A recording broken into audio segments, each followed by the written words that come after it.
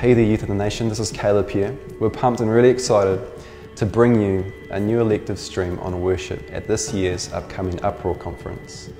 The Inspire stream is based on John 4:24, where it talks about worshipping God in spirit and in truth.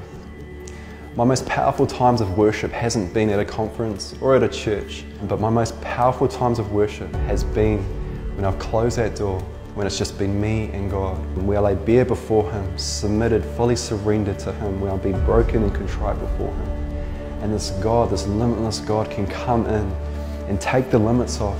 He can bring healing, He can bring freedom, He can bring fresh perspective, He can bring breakthrough, because we serve an impossible God. We serve a God who provides where He guides. So don't wait until this year's Uproar Conference to have an amazing worship experience. The thing is that God wants to have those experiences with you today. So without further ado, here's a quick look at the amazing speakers at Inspire this year.